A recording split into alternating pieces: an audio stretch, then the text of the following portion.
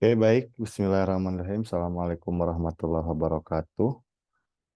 Sekarang, sebelum memasuki pertemuan ketujuh, saya akan membuat sesi untuk menjawab beberapa pertanyaan yang rekan-rekan kelompok sudah sampaikan ya di WA Group terkait materi keenam pertemuan sebelumnya terkait mata kuliah Geografi Desa Kota. Oke, pada materi keenam tersebut, saya lihat pertanyaan yang masuk sudah sangat banyak setelah saya data. Hampir seluruh kelompok mengajukan pertanyaan, bahkan ada beberapa kelompok yang lebih dari satu pertanyaan. Saya lihat seperti kelas A, kelompok 3 itu dua pertanyaan, kemudian kelompok 7-nya juga dua pertanyaan, kemudian kelas B-nya kelompok 3 dua pertanyaan ya. Sisanya satu pertanyaan. Tapi hanya satu kelompok yang pas saya baca itu tidak ada yang bertanya, yaitu kelas B kelompok 2. Nah, itu mungkin nanti bisa dicek sendiri di WA Group apabila saya kelewat. Itu kelas B kelompok 2 itu tidak bertanya sama sekali. Saya akan coba menjawab satu persatu secara singkat ya, karena keterbatasan durasi juga. Oke, yang pertama pertanyaan dari kelompok 1 kelas A, Siti Rosidah. Pertanyaannya, dalam situasi tertentu, apakah mungkin untuk menggabungkan elemen-elemen dari berbagai pola pemukiman desa, yaitu pola terpusat, tersebar, memanjang, serta radial untuk menciptakan struktur keruangan desa yang optimal? Ya, sebetulnya kalau pemukiman di desa itu terbentuk secara alamiah ya. Berbeda dengan di kota, teman-teman. Kalau di kota kan yang jelas setelah perkembangan kota yang sangat panjang dari mulai berdiri sampai berapa puluh atau ratus tahun kemudian, itu biasanya dia akan ada penyesuaian terhadap pola pemukiman di kota. Disesuaikan dengan keilmuan tentunya dari perencanaan wilayah kota. Tapi kalau untuk di desa, itu saya rasa itu sangat alamiah pembentukannya. Kalau di desa tersebut ada sungai yang memang sangat vital dipakai oleh masyarakat, biasanya dia pemukimannya akan di sepanjang sungai. Terus apabila ada jalan desa yang memang vital dimanfaatkan oleh masyarakat, biasanya pemukimannya akan sepanjang jalan desa. Atau misalnya tempatnya suburnya merata hampir di seluruh tempat, nah itu biasanya pemukimannya akan menyebar begitu. Dan lain sebagainya. Jadi kalau untuk di desa, saya rasa itu sudah sangat alamiah dan tidak bisa diubah secara langsung berdasarkan perencanaan wilayah begitu, kecuali kita menciptakan desa baru begitu ya, seperti pada saat transmigrasi. Nah, kalau terkecuali tempat seperti itu. Kalau transmigrasi itu biasanya bisa disetting pola pemukimannya apakah terpusat, menyebar dan lain sebagainya sesuai dengan kondisi alam yang ada di sana. Itu baru kita bisa menyetingnya. Tapi kalau secara alamiah saya rasa itu sangat berat. Oke, kemudian pertanyaan yang selanjutnya dari kelompok 6 kelas A, Hilmi Nugraha, apakah pola pemukiman radial atau mengelilingi puncak gunung memiliki keamanan yang memadai? Takutnya saat erupsi penduduknya banyak memakan korban jiwa atau penduduknya sudah tahu akan siaga bencana. Nah, ini berarti terkait tentang mitigasi bencana gempa bumi gunung api ya tentunya. Nah, gini teman-teman, walaupun mereka tersebar di sekitar lereng-lereng gunung, biasanya mereka memiliki kearifan lokal yang diturunkan secara turun-temurun dari nenek moyang mereka, apalagi ketika gunung tersebut merupakan gunung api yang sewaktu-waktu erosi begitu. Bukan erosi, sorry, erupsi. Nah, biasanya mereka dibekali dengan kemampuan kearifan lokal dan letak-letak rumahnya juga itu tidak sembarangan. Mungkin harus ada penelitian lebih mendalam memang, tapi saya yakini jikapun mereka berada di lereng-lereng gunung yang gunung api begitu ya, yang berpotensi erupsi, itu biasanya mereka akan berada di tempat-tempat yang dalam tanda kutip aman dari potensi terkena dampak erupsi gunung api tersebut. Ya mungkin ada beberapa kasus juga yang lokasinya memang di aliran lavanya ya atau laharnya. Tapi di beberapa kasus yang lain memang kebanyakannya itu tempat yang aman. Kalau untuk kondisi Sinabung misalnya dan Gunung Merapi di Jogja itu ada beberapa desa yang memang berada di lokasi yang di aliran lava. Begitu ya.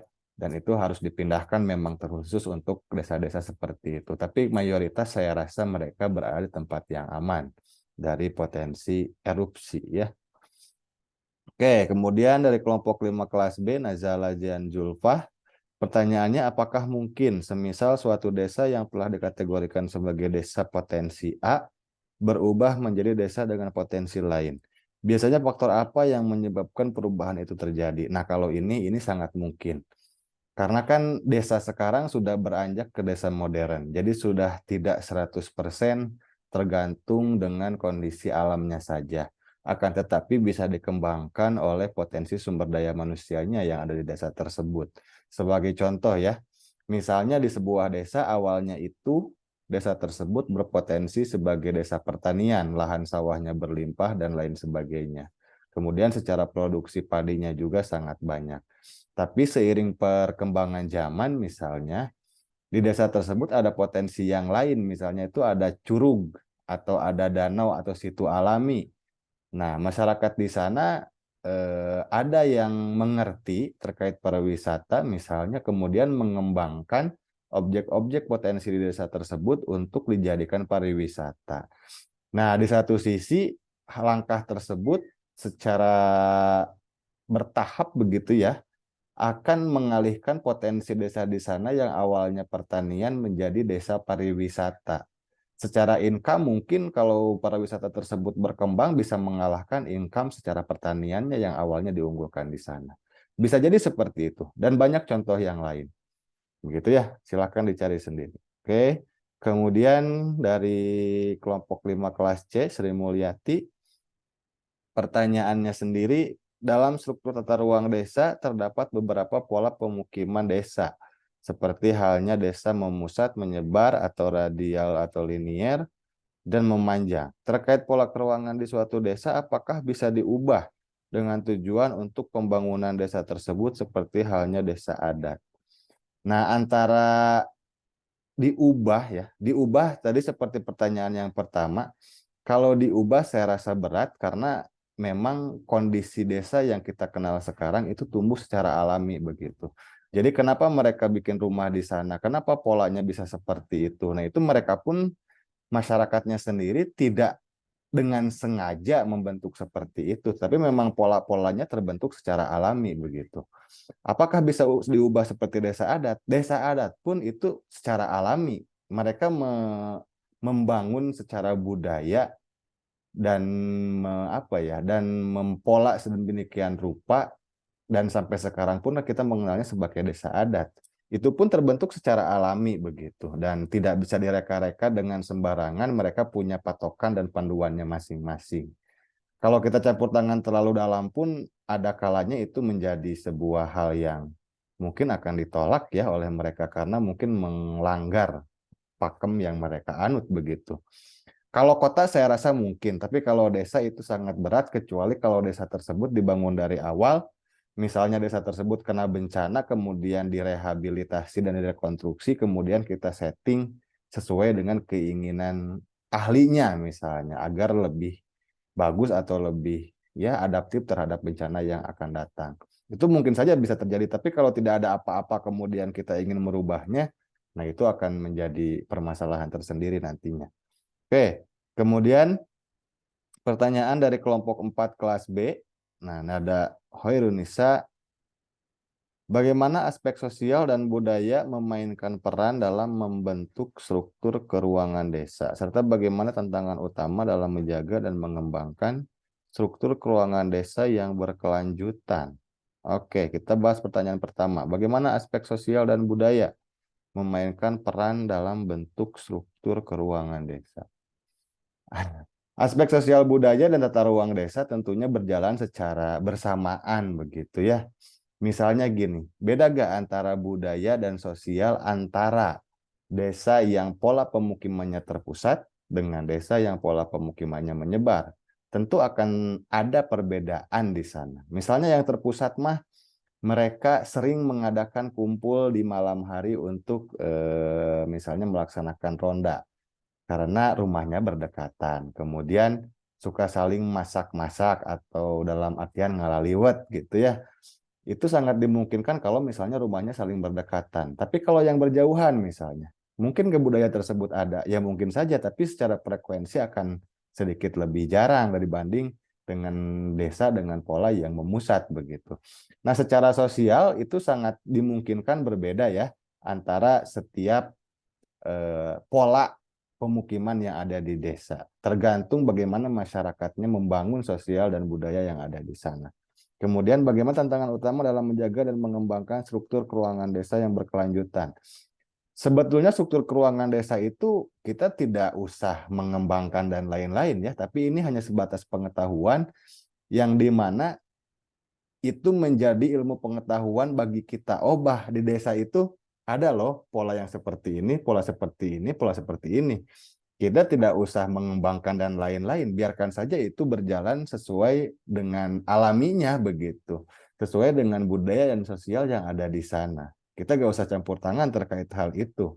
Itu hanya sebuah pengetahuan kepada kita sebagai masyarakat geografi bahwa memang di desa itu ada loh pola-pola pemukiman seperti ini, dan ini begitu. Ya, kita gak usah campur tangan untuk mengembangkan ya. Kalau menjaga mah ya boleh saja lah menjaga mah ya. Oke. Kemudian dari kelompok 1 kelas C, Vina Aliani Imanda Putri, pertanyaannya, keberadaan tempat industri tentunya memerlukan sumber daya, baik itu sumber daya alam sebagai bahan baku maupun sumber daya manusia sebagai penggerak dari suatu industri. Betul. Berdasarkan hal tersebut, apa yang menjadi permasalahan utama di desa industri besar dalam pengelolaan sumber daya tersebut dan apa dampaknya pada alam maupun sosial masyarakatnya? Oke, saya contohkannya gini. Sekarang industri-industri di Jabodetabek itu mulai bergeser ya lokasinya ke tempat-tempat di sekitar hinterland pendukung ibu kota begitu, yang awalnya hanya di Bekasi, Bogor, kemudian Tangerang dan sekitarnya, sekarang bergeser ke Karawang, sekarang bergeser ke Purwakarta, sekarang bergeser malahan ke Cianjur begitu, ke Serang ya di sebelah baratnya dan lain sebagainya. Itu kenapa? Kayak karena daya dukung di lokasi-lokasi yang awal itu sudah tidak mampu dalam menampung ledakan jumlah penduduk dan industri yang berkembang di sana. Makanya mencari lahan baru untuk pembuatan industri yang baru. Dampaknya apa? Dampaknya ya banyak. Secara sumber daya alam biasanya itu akan tergerus. Misalnya lahan pertanian akan berubah menjadi lahan pabrik, begitu ya. Akan bergeser yang awalnya petaninya, masyarakat di desa itu petani menjadi buruh pabrik. Dan itu saya rasa tidak 100% beralih ke buruh pabrik. Bahkan di pabrik tersebut rata-rata memang pekerjanya justru berasal dari luar desa tersebut secara mayoritas begitu. Itu banyak terjadi di daerah-daerah. Jadi jangan kalian anggap kalau ada industri di desa itu yang kerja full orang desa sana. Enggak. Malahan lebih banyak orang luar justru daripada orang desa tersebut. Dan itu banyak faktor yang melatar belakanginya. Kalian bisa cari sendiri, itu sangat sensitif saya utarakan di sini. Takutnya saya tidak bisa menunjukkan data yang empiriknya begitu. Mendingan kalian cari sendiri saja ke daerah-daerah yang memang sudah berubah yang awalnya dari daerah pertanian menjadi desa industri. Oke, dampaknya banyak secara alam itu akan tergerus, kemudian secara sosial masyarakatnya itu juga akan tergerus juga. Yang awalnya gotong royong dan lain sebagainya karena masyarakatnya masih asli, ketika ada industri yang masuk ke sana itu kan akan banyak pendatang ya. Itu rasa individualitasnya akan lebih tinggi dan pergesekan akan semakin terasa. Itu memang dirasakan di desa-desa industri sekarang. Oke, kemudian kelompok 7 kelas A, Dawam Nasirudin. Hak, Dawam Nasirudin Hak. Pertanyaannya, jika dilihat dari penjelasan terkait desa nelayan dan permasalahan yang dijelaskan adalah ada kalanya ikan itu melimpah. Kenapa pada waktu tersebut masyarakat desa nelayan tidak mengolah kembali ikan hasil tangkapan mereka seperti dijadikan olahan makanan dibandingkan jika dijual langsung jika memang harganya akan turun saat permintaan ikan tidak sebanyak produksinya? Atau tanggapannya? Oke, gini ya Dawam. Jadi itu memang ya secara siklus seperti itu. Ada kalanya ikan itu susah ditangkap, ada kalanya ikan itu sangat berlimpah, bahkan untuk produksinya itu melebihi permintaan begitu. Nah, itu keterbatasan masyarakat di desa nelayan biasanya mereka tidak tahu bagaimana caranya mengolah ikan tersebut menjadi barang lain, olahan lain, tidak langsung dijual ke ya si pembeli begitu, biar harga atau nilai ekonominya lebih tinggi. Nah, ini biasanya di beberapa tempat sudah dikembangkan dari beberapa penelitian, misalnya dari orang anak-anak mahasiswa KKN, atau bahkan dari CSR yang memang peduli terkait isu ini. Beberapa tempat banyak memang sekarang dikedepankan UMKM terkait pengolahan ikan untuk dijadikan apa ya, bentuk lain gitu ya, daripada hanya langsung dijual ke pengepul misalnya. Contohnya di sekitar Indramayu kalau saya tidak salah atau Cirebon itu sekarang banyak olahan ikan bandeng dijadikan apa gitu ya, dan bisa diawetkan selama beberapa bulan sehingga ketika memang ikannya berlimpah itu bisa dibuat seperti itu, dan secara nilai ekonomi juga akan lebih tinggi begitu, lebih menguntungkan. Itu bisa saja asal edukasi ke masyarakat nelayannya itu lebih masif lagi. Jadi biar masyarakatnya lebih sadar dan lebih tahu gimana cara mengolahnya, biar walaupun saat berlimpah ikannya itu mereka bisa saving dan bisa dijual lagi ketika memang sudah kebutuhannya lebih banyak begitu. Itu sangat menarik. Memang itu sangat digencarkan sekarang ya, pengolahan ikan agar varietasnya lebih banyak dan menguntungkan para nelayan.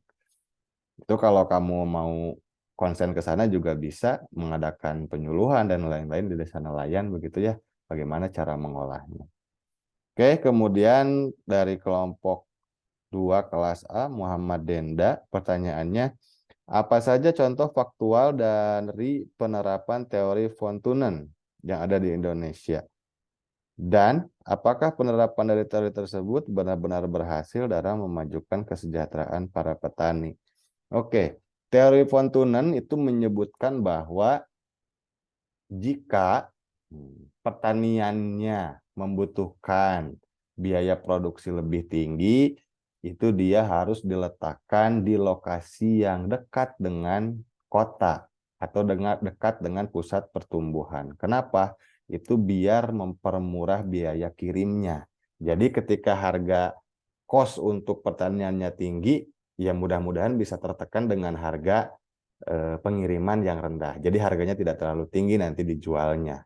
Nah, sebaliknya, teori von Thunen juga menyebutkan bahwa ketika harga kos untuk produksi pertaniannya rendah, itu bisa ditempatkan di tempat yang jauh dari pusat kota atau dari pertumbuhan, dari pusat pertumbuhan. Kenapa?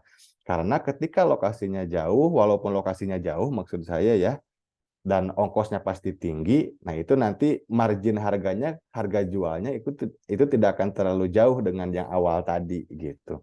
Jadi secara harga nanti di pasaran akan sangat tidak terlalu jauh apa ya marginnya. Jadi akan berimbang maksudnya gitu. Dan teori itu dipakai di Indonesia seperti apa contohnya? Ya, di sini saya bukan orang pertanian, tidak begitu paham terkait harga produksi sebuah komoditas begitu ya.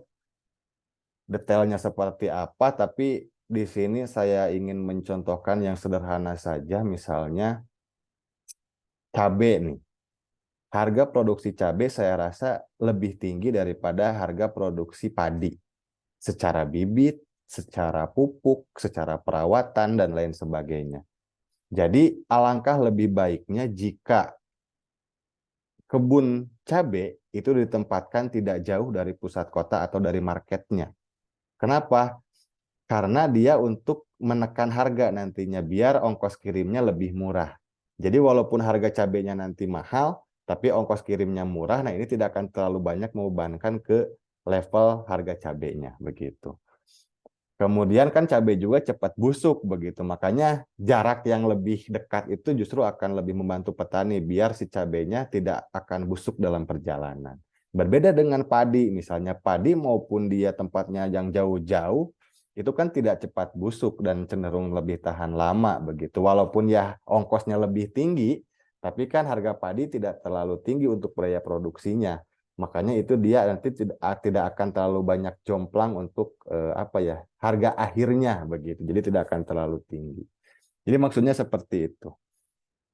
Oke, mungkin kalian bisa mencari contoh-contoh yang lain ya tentang teori von Tannen. Oke, kemudian kelompok 3 kelas B dari Dea Rifana, bagaimana perkembangan urbanisasi dan pertumbuhan desa dapat mempengaruhi struktur keuangan desa? Bagaimana perkembangan urbanisasi dan pertumbuhan desa dapat mempengaruhi struktur keuangan desa? Oke, ini urbanisasi ya. Kita berbicara urbanisasi, berarti berbicara tentang orang desa yang pindah ke kota, begitu ya. Berarti kan nanti di desa itu akan tersisa level usia yang lebih tinggi, dalam artian yang lebih tua itu akan tersisa di desa, sedangkan anak-anak mudanya pindah ke kota untuk urbanisasi. Yang akan terjadi apa? Ketika orang-orang tuanya tersebut meninggal, rumahnya sudah tidak terisi lagi, rumahnya sudah tidak terpakai lagi, ya lama-kelamaan akan diset ulang, dalam artian mungkin bisa kita sebut kayak direset ulang ya. Desa akan kembali membuat secara alami polanya seperti apa, dan ke depannya mungkin akan sedikit berbeda dengan pola yang ada sekarang. Bisa saja seperti itu, tergantung perkembangan zamannya nanti akan seperti apa, begitu ya. Karena pusat-pusat pemukiman atau pola-pola pemukiman di desa yang ada saat ini tentunya itu sangat alamiah, dalam artian sangat berdasarkan pada potensi alam yang ada di sana. Kalau sekarang sudah modern ya saya juga belum tahu ke depannya pola-polanya akan bergeser ke arah mana begitu. Akan seperti apa. Oke. Kemudian kelompok 1 kelas B dari Ega Saputra, pertanyaannya bagaimana cara mengintegrasikan aspek sosial, ekonomi, dan lingkungan dalam perancangan struktur keuangan desa. Nah, sekali lagi saya bilang perancangan struktur keuangan desa tidak dirancang dengan sengaja, tidak dirancang oleh ahlinya, tapi itu memang dibuat atau berkembang secara alamiah begitu, sesuai dengan kondisi alam yang ada di sana. Jadi kalau ya misalnya gini, misalnya di sebuah desa itu potensi airnya berada di satu titik. Ya otomatis mungkin orang-orang tua zaman dulu bikin-bikin rumahnya itu gak jauh dari sumber air tersebut. Makanya pola pemukiman yang ada di sana itu memusat di sekitar sumber air.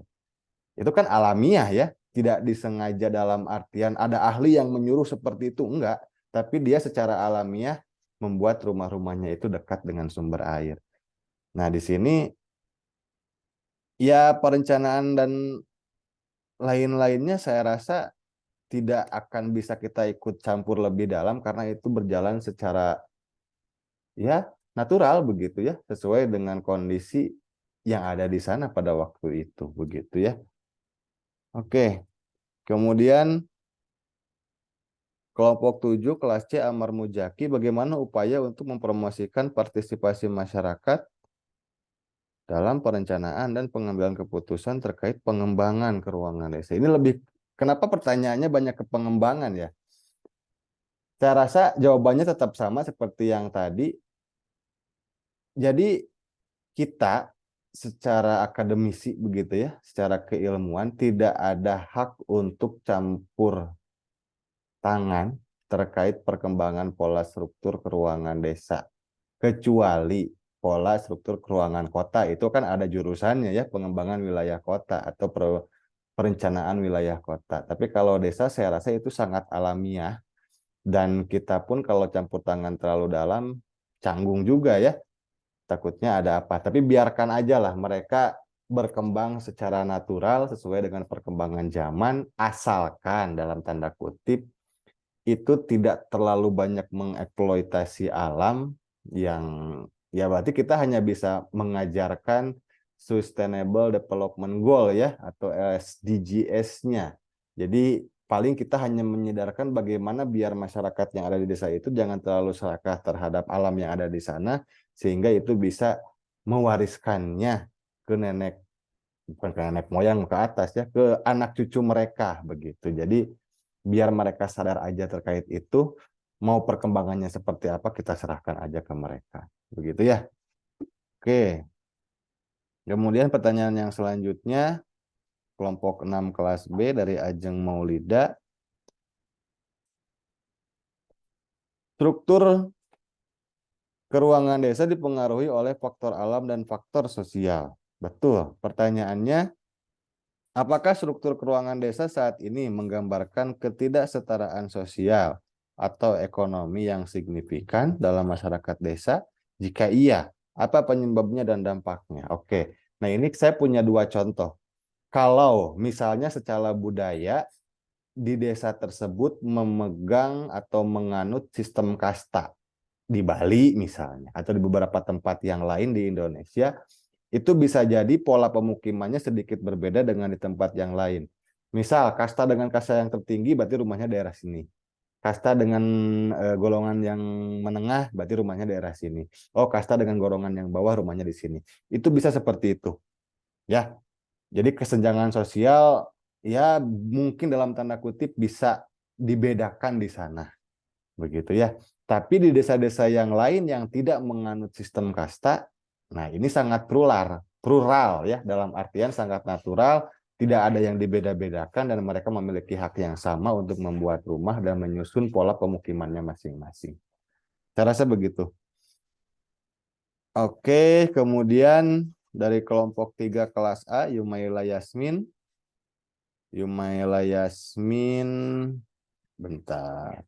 Bagaimana perubahan dalam struktur keruangan desa dan apa pengaruhnya terhadap perkembangan desa? Ya, perubahan secara perkembangan zaman pasti akan berubah sesuai dengan tuntutan.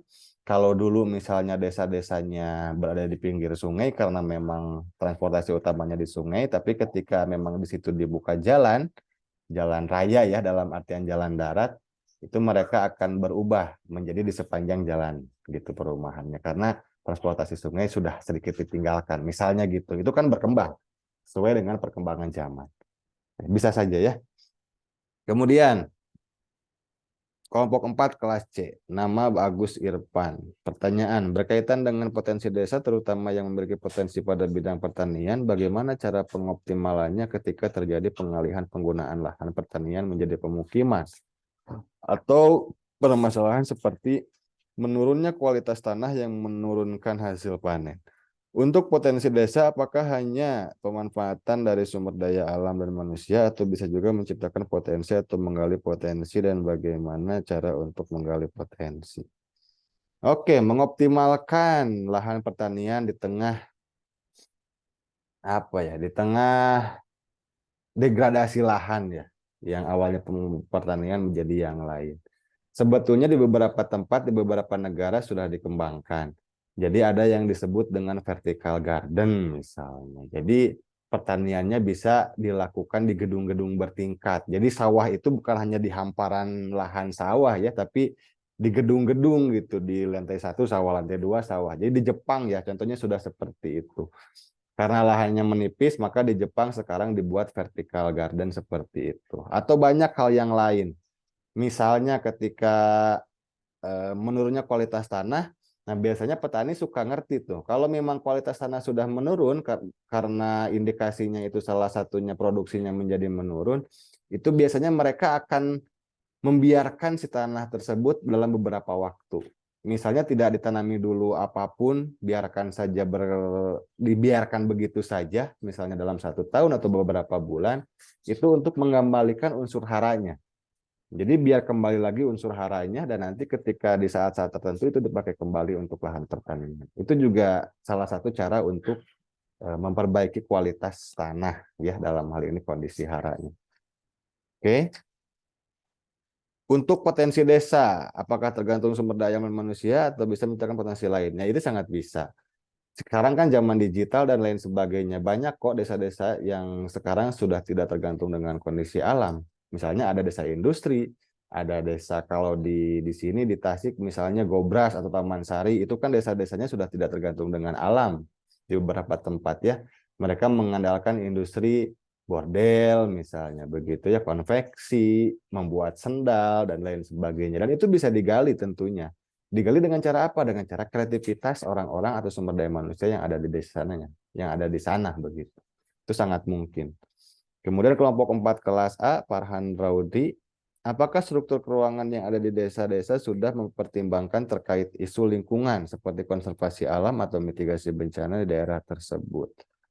Secara kearifan lokal saya rasa itu sudah diturunkan turun-temurun dari nenek moyang mereka ke masyarakat yang ada di desa sekarang begitu. Jadi mereka sudah cenderung paham dan mereka juga sudah menyadari terkait segala macam potensi bencana yang ada di sana.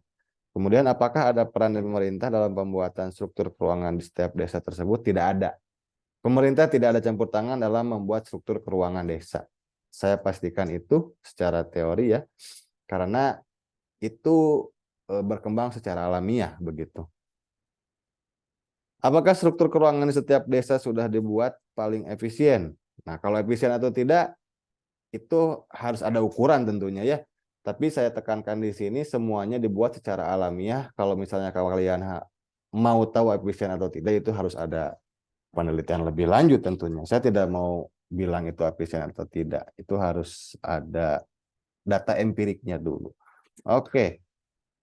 Saya rasa kalau kita wawancara ke orang-orang desa ya mereka tahunya atau yakinnya ya pola seperti itu yang paling efisien. Saya yakin gitu. Kalau mereka tahu ada pola lainnya yang lebih efisien, ya pasti mereka juga akan mengubahnya begitu. Tapi kan ya tidak juga kan. Berarti memang secara keyakinan mereka menganggapnya itu yang paling efisien sesuai dengan kondisi alam dan sosial budaya yang ada di sana. Begitu. Oke. Kemudian kelompok 6 kelas C Nur Ibnu, apakah terdapat masalah terkait pemanfaatan sumber daya dan sumber daya alam manusia di desa dan bagaimana itu mempengaruhi struktur keuangan dan kualitas hidup penduduk? Terdapat masalah terkait pemanfaatan.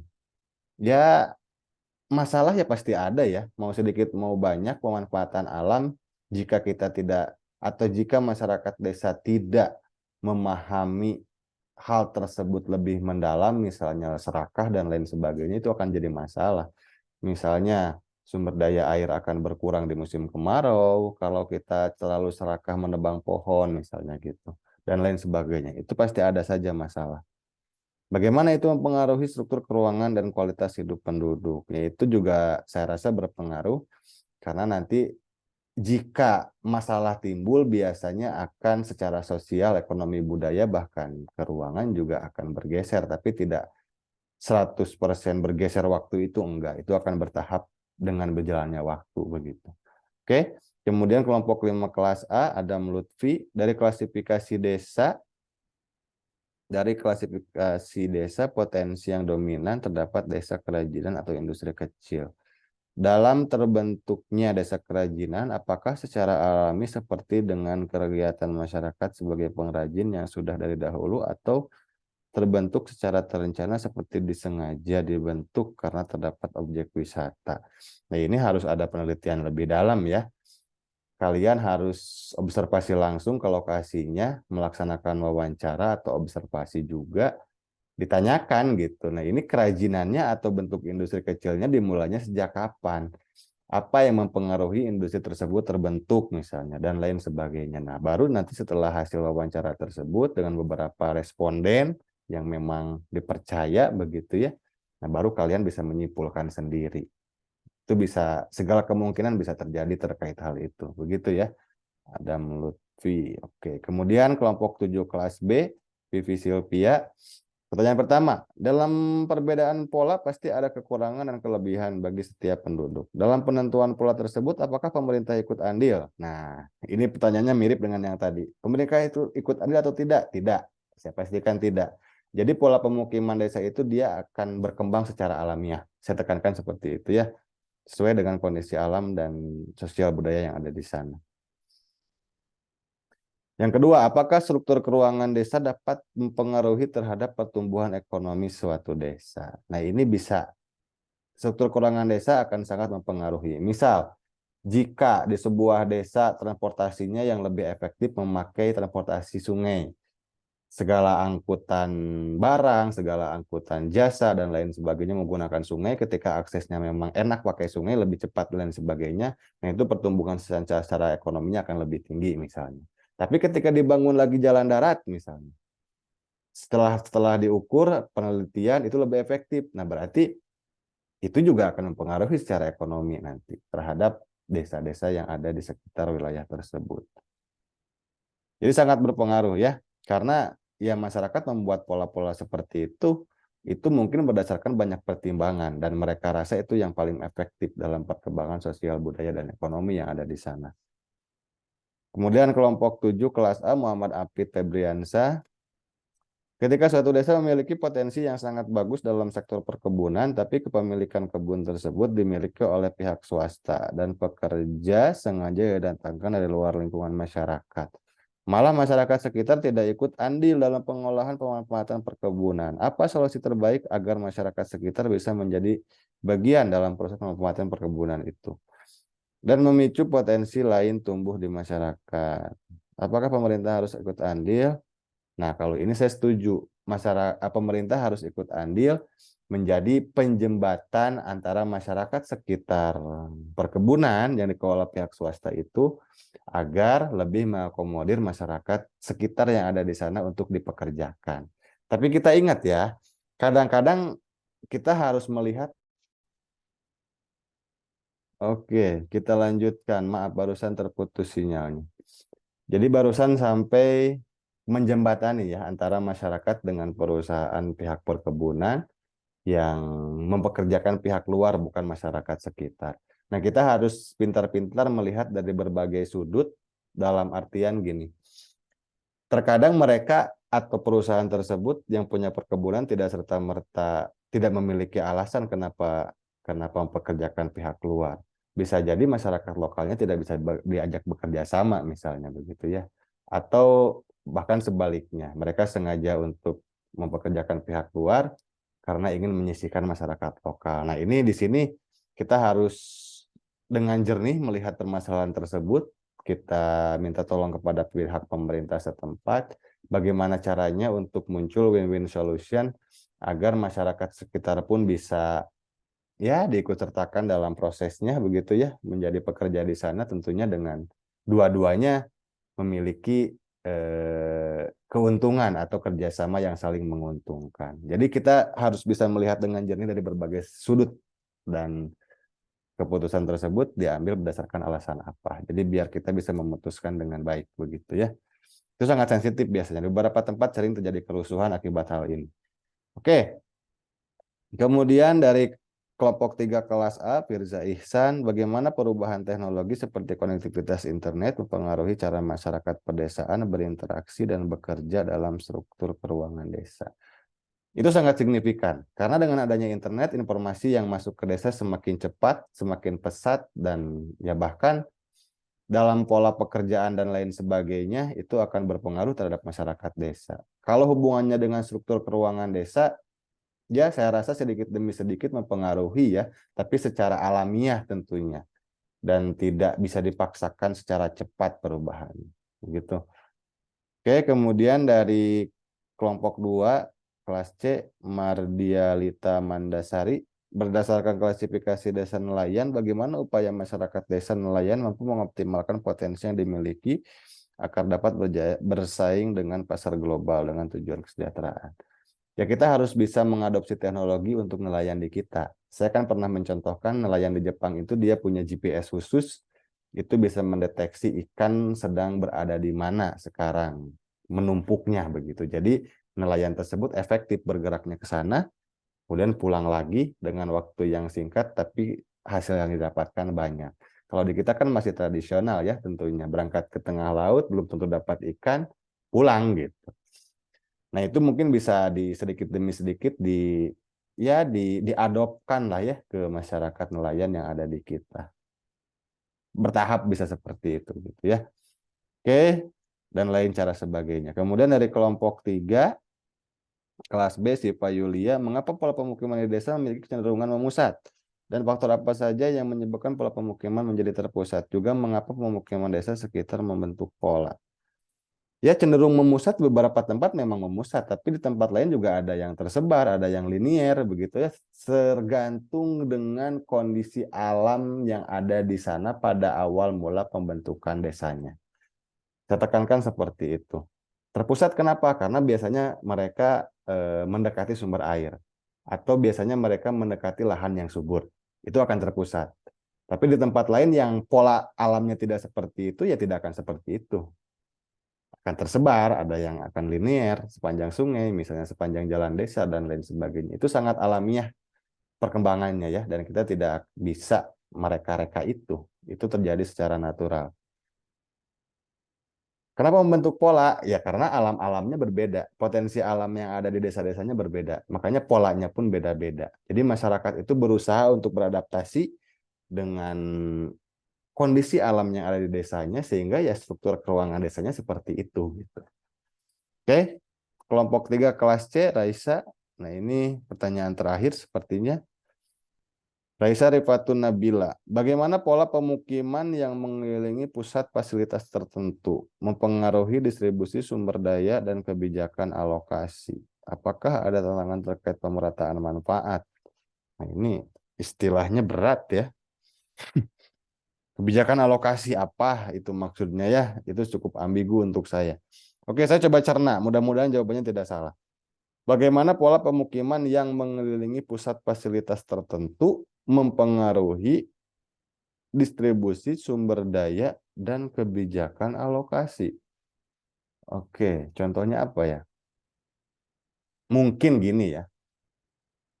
Misalnya di sebuah desa ada pasar desa, pasar tradisional.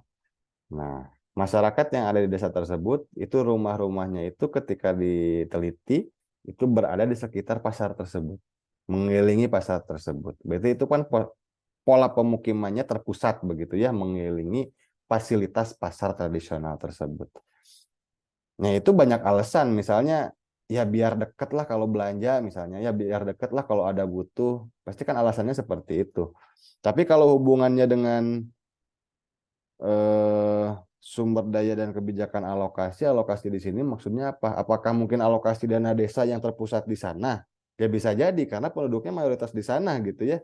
Tapi alokasi di sini saya kurang paham maksudnya apa. Kalau alokasi alokasi sumber dana desa untuk kemajuan desa, saya rasa pihak desa atau pamong desa tidak segegabah itu dalam mengalokasikan, dipusatkan di sana, di lain kebagian ya enggak. Dan mereka pun saya yakin akan sangat proporsional dalam membagi-bagi alokasi pembangunan. Kalau pertanyaannya ke arah sana, mungkin jawabannya ke sana juga gitu jawaban yang saya barusan. Pemerintah desa tidak akan gegabah dalam mengalokasikan dana pembangunan. Itu akan dibagi secara proporsional. Kalau penduduknya banyak di lokasi A, ya akan banyak di sana memang. Tapi ketika lokasi B dan C yang penduduknya sedikit, itu juga akan dibagi sesuai dengan proporsinya masing-masing. Gitu ya. Apakah ada tantangan terkait pemerataan manfaat? Manfaat apa maksudnya gitu ya? Ini pertanyaan-pertanyaannya sepotong-sepotong nih, saya susah untuk menjawabnya. Apakah ada tantangan terkait pemerataan manfaat? Manfaat apa? BLT misalnya? Atau manfaat apa gitu?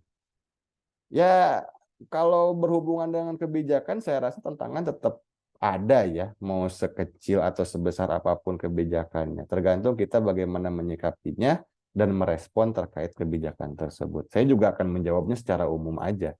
Takutnya tidak kena dengan pertanyaan yang dimaksud begitu. Oke, saya rasa itu ya dari sekian banyak pertanyaan.